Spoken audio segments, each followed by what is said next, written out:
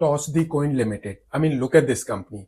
आप इस कंपनी की ये फाइनेंशियल्स देखो, आप इस कंपनी का एसेट बेस देखो, आप इस कंपनी की रेवेन्यू देखो, प्रॉफिटेबिलिटी देखो, ऑपरेटिंग कैश रियलाइजेशन देखो, आप इसके एबिटा एंड पैट मार्जिन्स देखो।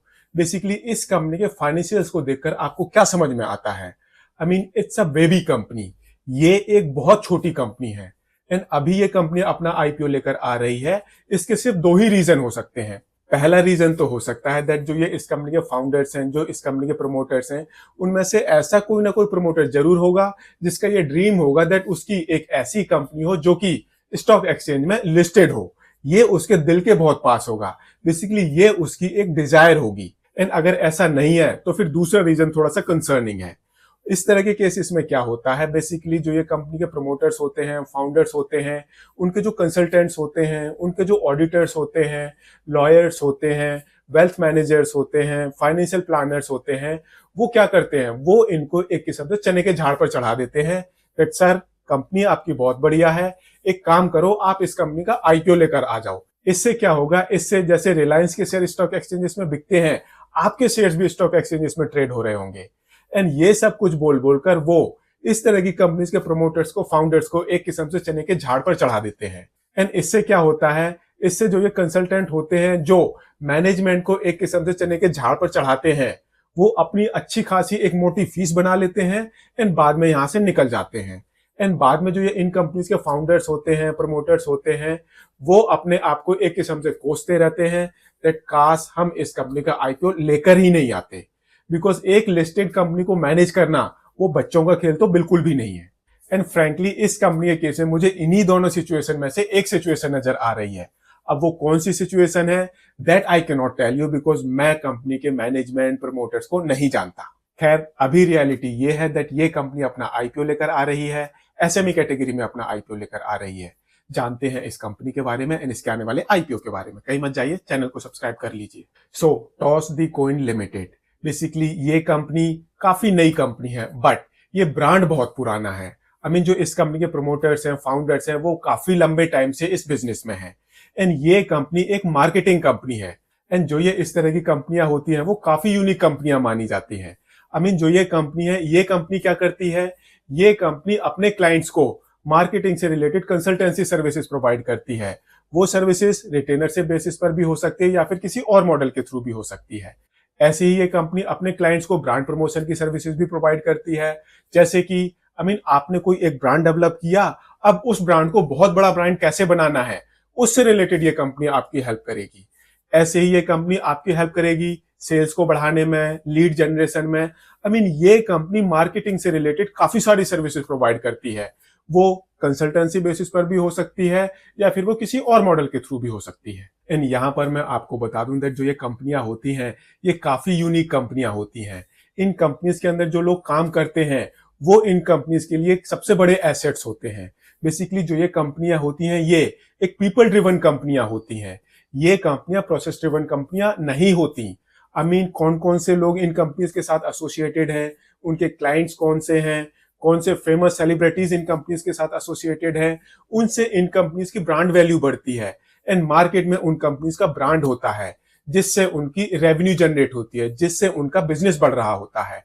एंड अगर वो लोग इनको छोड़कर जाते हैं, क्लाइंट्स इनको छोड़कर जाते हैं, जो फेमस सेलिब्रिटीज इनसे अटैच्ड हैं वो छोड़कर जाते हैं, तो फिर उन कंपनीज की वैल्यू इरोड होना शुरू हो जाती है। सो बेसिकली जो ये कंपनियां होती हैं, ये पीपल ड्रिवन कंपनियां होती हैं, प्रोसेस ड्रिवन कंपनियां नहीं होती।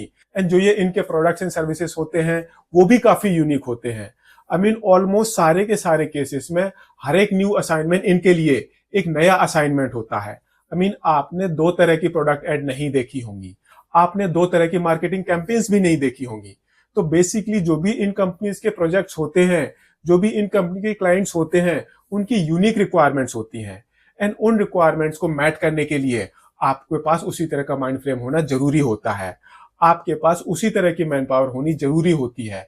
यही रीजन होता है दैट जो ये इस तरह की कंपनियां होती हैं, यहां पर आपको काफी यूनिक माइंड्स नजर आते हैं, काफी यूनिक पीपल्स नजर आते हैं। एंड यही रीजन होता है ये कंपनियां पीपल ड्रिवन कंपनियां होती हैं। हालांकि जो ये इन कंपनीज के फाउंडर्स होते हैं, मैनेजमेंट होती हैं, वो हमेशा ट्राई करते हैं अपने आप को पीपल ड्रिवन कंपनी से प्रोसेस ड्रिवन कंपनी में कन्वर्ट करने की। एंड ये मैक्सिमम केसेस में बैकफायर करता है। एंड ये कहीं ना कहीं जो इनके प्रमोटर्स होते हैं, फाउंडर्स होते हैं, उनको काफी टाइम बाद रियलाइज भी हो जाता है। एंड जैसे ही उनको ये बात रियलाइज होता है, वो कंपनी अपने आप को पीपल ड्रिवन कंपनी में ही कॉन्सेंट्रेट कर लेती है। एंड देन वो कंपनी काफी फेमस कंपनी बन जाती है। ऐसे ही जो ये कंपनियां होती है, यहाँ पर कुछ और यूनिक बातें होती हैं, जैसे कि यहाँ पर आपको कोई बहुत बड़ा ब्रांड नेम नजर नहीं आएगा, कोई बहुत बड़ी कंपनी नजर नहीं आएगी जिसके 2000, 4000, 10,000 करोड़ टर्नओवर हो। इस तरह की कंपनियां आपको नजर नहीं आएंगी।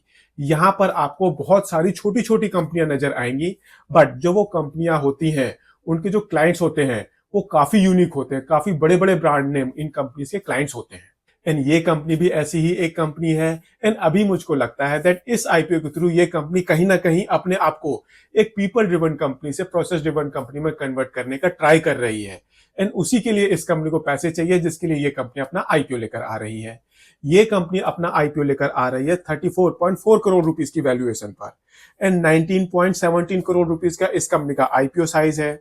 172 रुपीज से 182 रुपीज का प्राइस बैंड है। 600 शेयर्स का लॉट साइज है। इस हिसाब से जो आपकी मिनिमम इन्वेस्टमेंट होगी, ये होगी 1,09,200 रुपीज की।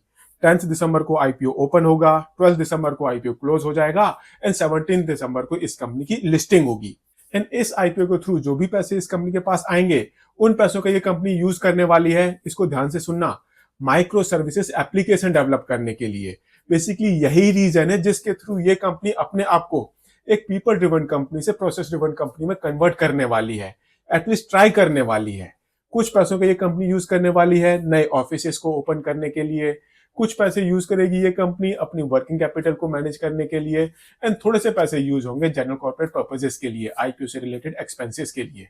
तो फिर क्वेश्चन आता है, क्या आपको इस कंपनी के आईपीओ को सब्सक्राइब करना चाहिए या नहीं? तो यहां पर मैं आपको बता दूं दैट जब हमने इस कंपनी के फाइनेंशियल्स देखे थे, क्लियरली इंडिकेट करता है दैट ये कंपनी एक बहुत छोटी कंपनी है। एंड इतनी छोटी कंपनी में आपको सिर्फ तभी इन्वेस्ट करना चाहिए जब आप या तो उस कंपनी के प्रमोटर को या फिर आप उस कंपनी के फाउंडर्स को पर्सनली जानते हो। अदरवाइज आपको इतनी छोटी कंपनी से एक किस्म से दूर रह जाना चाहिए। ऐसे ही जो ये छोटी छोटी कंपनियां होती हैं, अपना आईपीओ तो लेकर आ जाती हैं, बट बाद में उस आईपीओ से रिलेटेड कंप्लायंसेस को मैनेज करना, लीगल रिक्वायरमेंट को मैनेज करना, इनके बस की बात नहीं होती। एंड बाद में जो ये कंपनियां होती हैं, एक किस्म से पेनी स्टॉक्स बनकर रह जाती हैं। एंड उसके बाद उनका क्या हाल होता है, उनके बाद जो ये ऑपरेटर्स होते हैं, वो इन कंपनीज को यूज करते हैं ब्लैक से व्हाइट करने में। ये रियलिटी है आज की डेट में। सो इस कंपनी के आईपीओ को सब्सक्राइब करना है, नहीं करना, आप अपना डिसीजन थोड़ा सा सोच समझ कर लें एंड इन्वेस्टमेंट एडवाइजर से कंसल्ट करने के बाद लें। मैं इस कंपनी के आईपीओ को सब्सक्राइब नहीं करने वाला। मेरे डिसीजन के बेसिस पर आपका डिसीजन तो बिल्कुल भी बेस नहीं होना चाहिए। हाँ, अगर आपको ये वीडियो पसंद आया हो तो आप इसको लाइक शेयर जरूर करें एंड चैनल को सब्सक्राइब करें। Thank you.